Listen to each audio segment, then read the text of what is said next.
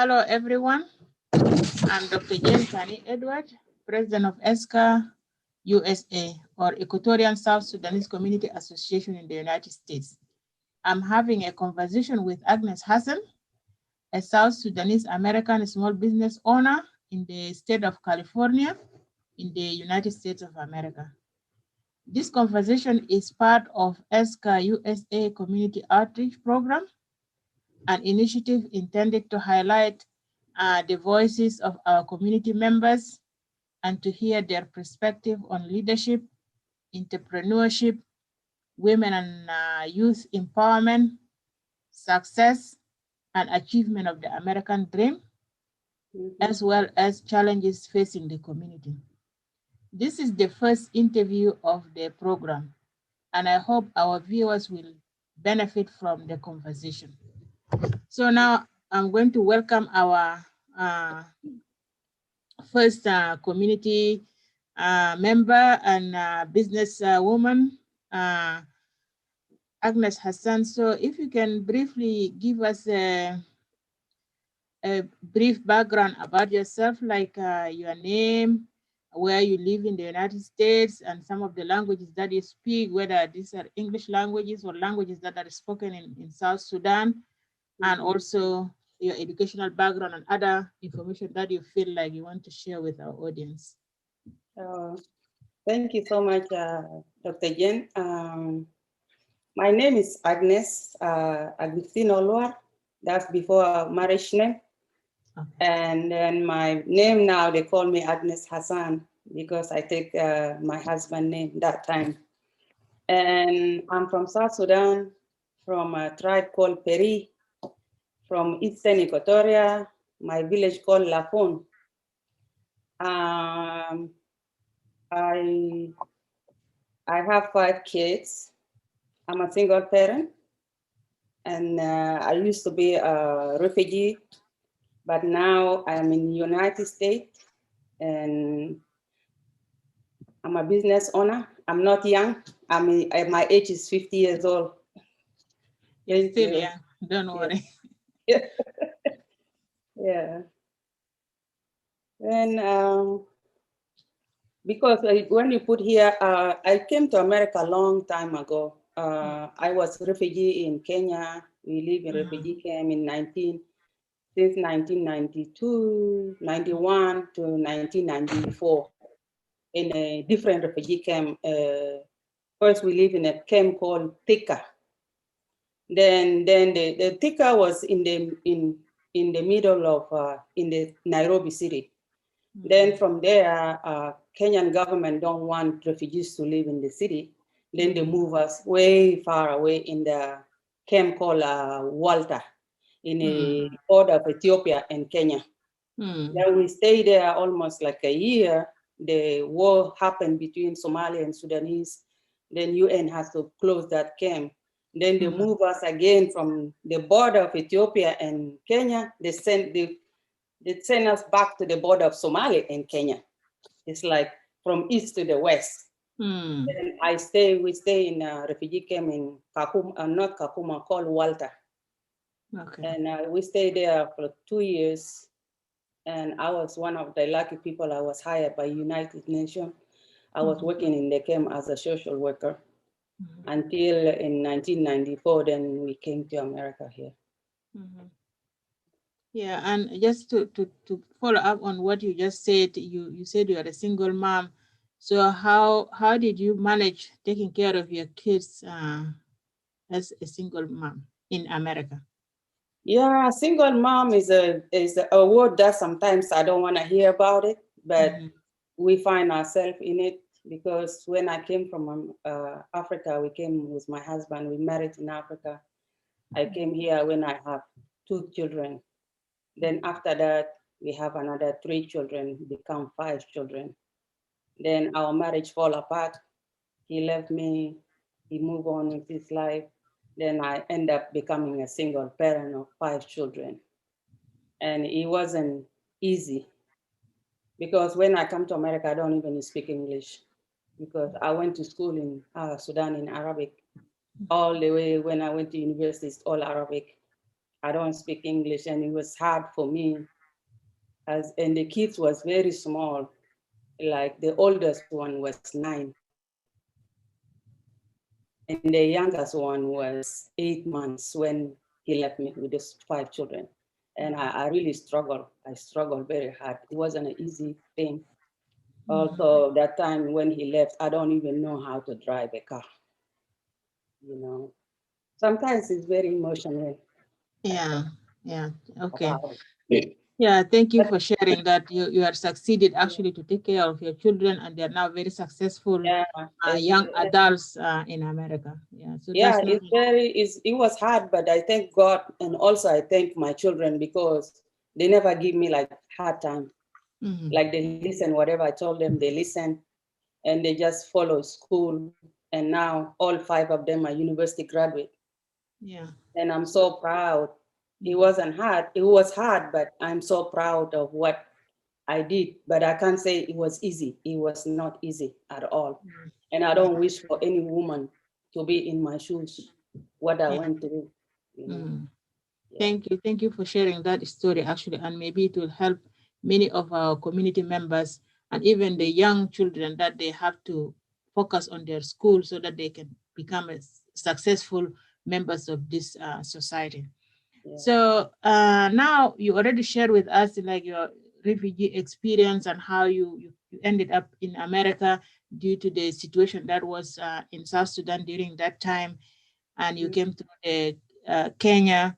So that's a good experience, and I think that's some of the experiences that so many of our community members actually went through when they start coming here. They move from Sudan to another country, and then from there they are able to come to the United States. So now we are going to some of your work that you have been doing here in the United States when you came, and you are a business person, as you mentioned earlier. So if you can share with us something about your business, like how you started the business, and actually what motivated you to go and start business in the United States. And Yeah. Yeah. Before I opened my business, I used to work with nonprofit organization called Alliance for African Assistance. mhm, And I was a community caseworker. And I worked with also with another nonprofit called a church nonprofit, St. Luke Episcopal Church. And I've been mhm, working there for like 8 years. Then mhm, I quit. Then I went to work in the corporate, like not corporate, Home Depot. I mhm, was a sales associate in Home Depot. But mhm, because I was single mother and running around with the children, and I have a skill of doing hair, like sometimes I do people hair and I see how much money I was making. mhm, Then the reason I opened the business because I want to control my own life. I want to control my own money, how much I can make the money. And also it's easier for me, like when I go open my business and the school call me for children issues or a child is sick, I will just close the shop and go. But when I was working in like Home Depot or other places that I used to work, they will not give me, okay, go. They will give you maybe 1 time or 2 times, but next time they will threaten you as we're gonna fire you because you're asking a lot of time. Because when you have kids, things happen and they go in different schools. Sometimes I run here, sometimes I run here, I run here. That's why I say, Agnes, you have a skill of doing things with your hand. Why can't you open a business so that I can control my time? And that's why I opened my first shop in 2007, an African boutique. I have African boutique where I sell a lot of clothes, men So clothes, the name of your business is African Boutique, or what's the name of the business? African hair boutique and African hair braiding and boutique. It's both, Okay. we do hair and Mhm. the same time we sell goods. Okay. Yeah, like 3 business in one, because I have section where I sell beauty supply like hair Mhm. creams and stuff like that. Then Mhm. other side we sell clothes for men, women, children, and handbags and we sell jewelries like this stuff like this. Yeah, it's like a big boutique, and it's been doing well, and I'm happy, and I'm in a good place. So it makes me happy what I do, you know. And also, if I want to have time with the kids, no, I don't have to ask anybody. I control my own time. yeah, so you manage your own time instead of being managed by somebody else. Like if you want to, you want to go if I want to make $1,000 a day, I'll make $1,000 a day. Nobody will say why. Yeah, and exactly. And I think that's the good thing, that if you have that capacity of managing your own time, managing your own resources, that's very important. Yes. And you mentioned that you have like 3 parts of your business. Like there's one that sells beauty supplies like braids and lotions, and also you have the hair braiding and also other merchandise. If you can tell us, for example, do you hire people to help you do all this work, or you do it by yourself? Mostly, like, I do a lot of things by myself, but I have subcontract because I don't have capacity of hiring people, because when you have employees, you have to give them the benefit and stuff like that. But I have people that come and work like subcontract. They own their own business, but they work for me. Okay. Yeah. Okay. It's like when you work in Uber or Lyft, you control your own things, but you pay Uber because you are using their name and their place or their car. That's what we do. Like, I have women that come and work, but they pay for the shop and they take their own. But I don't have to, I don't claim them as my employees. Yeah, they're just sharing your business with you. Yes. Yeah. Yeah. So about the other goods like that you sell, how do you get those goods, for example, to sell in your store? Like, I travel a lot. I travel to Africa a lot. Like I went to Ghana. I went to Ghana maybe like 3 times. I bring stuff, I send stuff. And also the reason I travel to Africa, because I make connection so that they can send the goods to me. I don't have to travel again there. Like, yeah, there is people that I make connection with them and trust them. Now I will just call them, this is what I want. Then they ship it to me. I will send the money, I pay for sending it, they send it to me. The same thing, I went to Nigeria, Abuja, like 2-3 years ago. Also, I make connection there with people now. Like, anytime they ask me, what do you want? I will say, this is what I want, this. Then they will just say, like, making clothes. Most of the clothes is being made in Nigeria for me. And when they finish making it, they make a big quantity. Sometimes I don't have to order even for 2 years or 1 year, because they send me a lot. Okay. Yeah, that's how I go. And I travel a lot. I went to Tanzania, I went to Kenya, I went to Uganda. Like, I go everywhere when I'm able to go. Yeah. And now when you go to these areas, then you make connections with the people who are also dealing in similar business, so that instead of you traveling all the time, they can just send you the commodities. Yeah, they can just send me, and I'll just tell them what I want. And now it's easy. I just send the pictures of what I want, and they just send it to me. So easy. Okay. Yeah. So how were you able to establish that trust with those people who were, or those individuals in those different countries, like in Nigeria, sometimes Ghana? yeah, sometimes it's risk, but you have to try, you know. But so far nobody conned me yet. Okay, that's good news. That's good news. So far I don't have bad experience yet. Yeah, and who are your customers? Like in where you live in San Diego, California, for example? Yeah. Are there many people who like to actually buy your goods, or who are exactly your customers? I'm surprised, like, everybody is like, but most of the people that African American and African, like refugees. I have a lot of Congolese, Sudanese, Somalia, and also sometimes you will be surprised, some white people like African stuff. They come and buy the stuff too, like especially jewelry, handbag. They like stuff like that, you know. But my base customers, mostly like a lot of them African and African American. Yeah. Yeah. And also, I remember that during our conferences, for example, you also bring your goods to the South Sudanese community because sometimes they buy as well.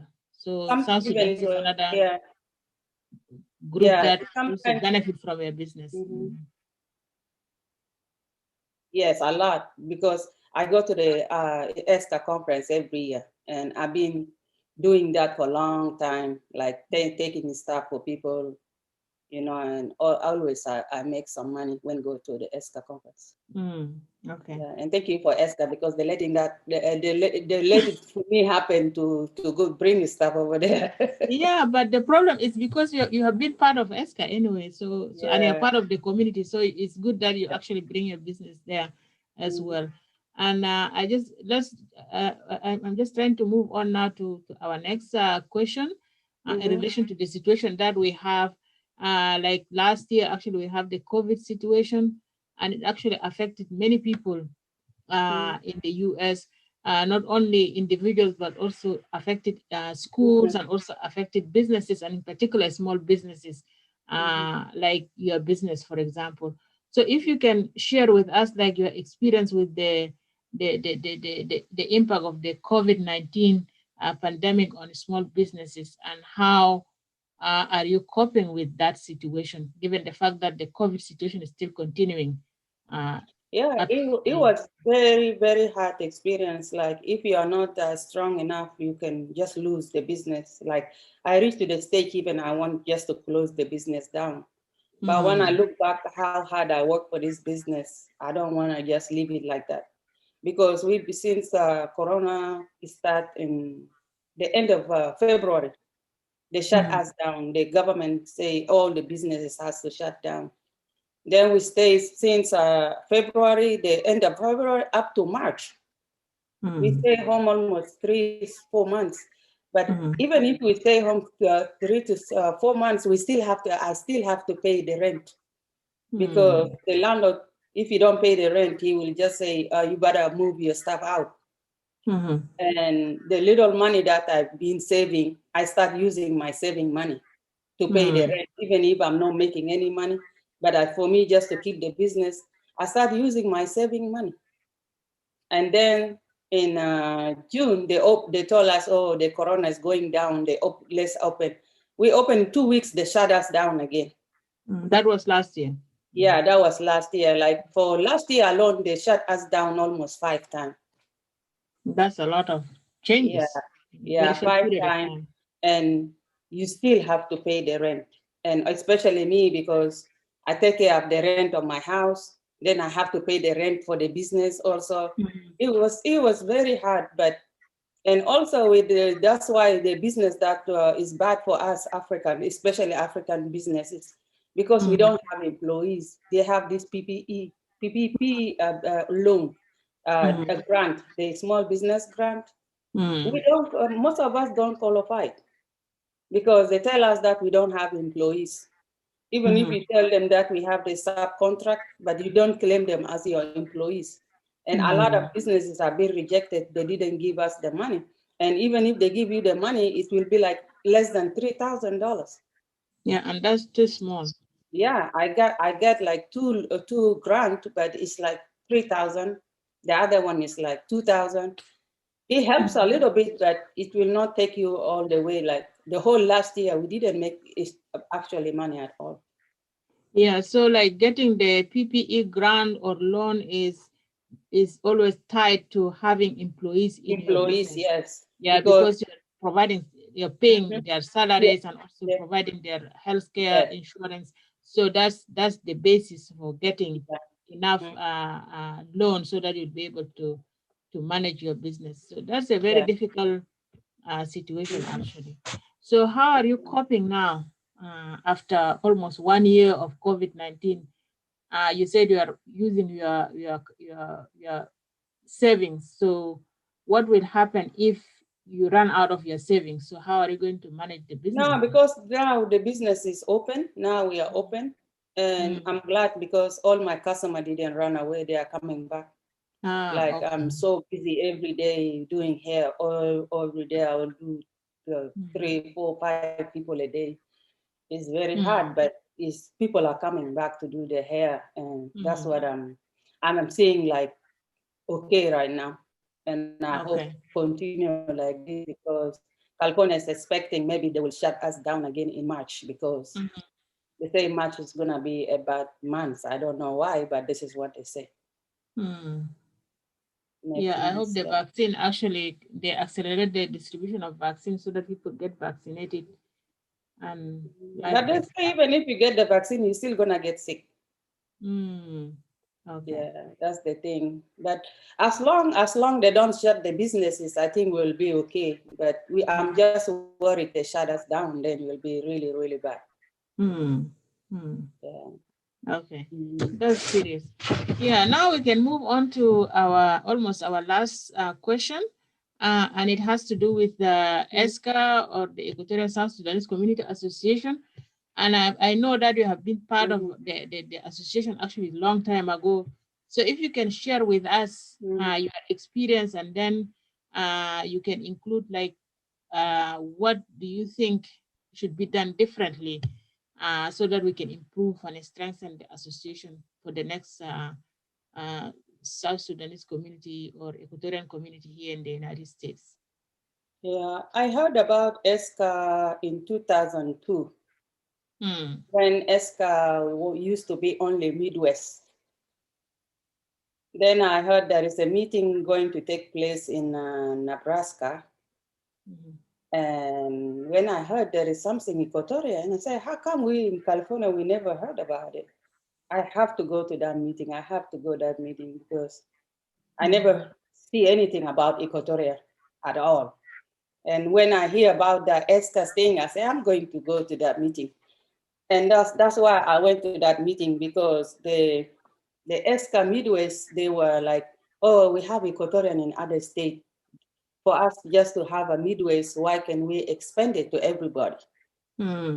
Yeah, that's why when I went to that meeting, and the meeting was productive, there is people who come from South Dakota, people come from all over the state, and we have that meeting. That's why they formed ESSCA in that meeting. In that meeting, okay. Yeah, they formed ESSCA, and I was the first woman to be elected in the office as a woman affair. That's the title they give me, as a social welfare woman affair, something like that. I think an education, something. Yeah, Education something. Yeah, that was long in 2000, title. 2002, and because the term was 2 years. Yeah, the term was 2 years. Then we end up being 4 years. And that because they elected us again, and our president, board of director, the board president was Lawrence Bechu, Texas, and the executive director was John, I don't know what his name, the Rita husband. Yeah, George they were in Iowa. Yeah, George Oromo was the executive president, and we were like really doing very well. Okay. Even I inviting them to come to California, they came to everybody come to California, the board and the executive. We have a really good time in California. And we used to travel, like, we don't do meetings like on the phone. If there is meeting in Iowa, I will go to, everybody will come to Iowa. If there is meeting in wherever, everybody comes. And we form almost like 16 to 17 Equatorian community that time. Yeah, but because people are busy with their life, some of stuff just goes wrong and stuff like that. But I was happy to be in the midst of that group. Okay. Yeah, but there is every time in any house there is things that is not going right, but we make it right. Yeah, that time. Okay. Yeah. Then after that, also I was become elected again in the office when Kwaje became president. Then they elected me to be his vice president. Yeah, that was 2011. 11, yeah. Then also we've been in the office almost 6 years. It's like I am the senior citizen of ESSCA. You are not a citizen, you're a veteran of, let's say you're a veteran of ESSCA, actually. Veteran of ESSCA, yeah. Yeah, it was a good ride, but I wish, like, since I even joined the ESSCA in 2002, I always campaigning for an office, a base where ESSCA, this is ESSCA office, you know, and we have to have like employees, we have to look, because America, there is a lot of money. If you don't know where to look, we will not know. But I wish for ESSCA to have a main office in anywhere in each state, so that people will know this is our home, you know. And also we had the ESSCA need to grow because people are volunteering for a long time.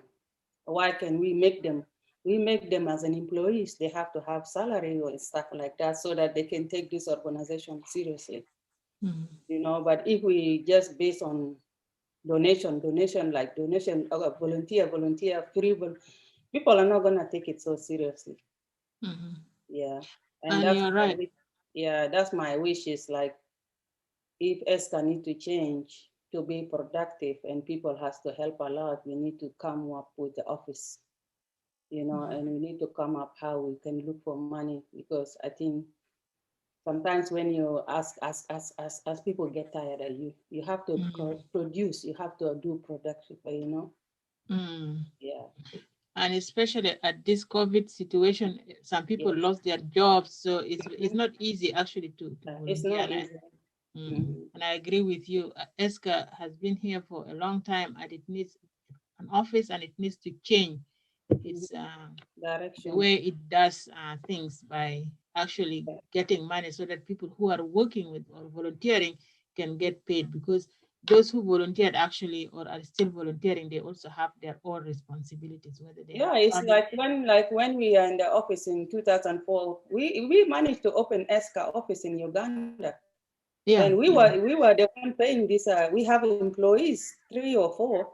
We are the one who was paying their salary from our own pocket. Every month we will put, like, we the executive and the board, we come up with some money and send it as these people salary so that they can manage their office there. And what happened to that office? Because that office, it become like a family thing. The person that was in charge, they hire all the family members. Oh. Yeah, and because they hire the family members, become an issue. We don't want it to be like, oh, one family has to run the office. That's why everything is like collapse. Yeah, that's serious. So actually, this is our last question. So if you have any final comment that you want to leave so that the audience will benefit from generally, whether it has to do with business, whether it has to do with life in the United States and how to achieve the quote unquote American dream, you can share with us so that we can, so that maybe people who are who will be listening will benefit from it. Yeah, my American dream is not completed yet, but I have a little bit. My final word is my advice, like, for women, like, if you're single or a mother, you know, it's very hard, but you just focus on your children more than anything, because you don't want your suffering to go to loss. Because some of us, we just focus on work and we forget the children. It's like we go to work, we don't even, when you come home, you don't ask your child, where is your homework? Did you do your homework? And focus on their schools. Because if you put that attention on the kids, they know that you care about their education. They usually will do good. But if you come from work, you're tired, you don't even want to listen to your child. That's why a lot of kids become failure. And then they blame in America. Oh, it's America destroying my children. It's not America, it's you. Yeah, the success of your children is you. The failure of your children is you. Yeah, and we have to change. And if you have a skill, like if God give you a skill of doing stuff with your hand, use it. You know, use it for your own benefit. Don't just leave it like that. You never know. This thing will turn to something tomorrow. You don't even know. Yeah. And I don't have a lot to say, but if if you have time, education also is good for us as mothers. You know, like when I become single mom, I was so hurt. I was so confused. Sometimes I'm just mad with no reason. Then I went taking classes, really, how to be a parent. And that class helped me a lot. Like I discovered stuff that I don't even know that was happening with me. That's why my advice is like, if you have chance to take some small classes, it will really help. Like I take parenting classes, I take CPR classes, CPR. or yeah, CPR classes. It's stuff like little stuff like this. It help a lot. And I just wish like if people have time, do it. Don't. Yeah, do it. It will help you. And counseling too. Yeah. Because we carry a lot of stuff, especially living in refugee camp. It was a horrible time. And sometimes we think we don't have problem, but we really have problem. Until you start talking to somebody, then you find out, oh, I didn't know I have this. Until you open up, you're talking to somebody, then you'll be okay.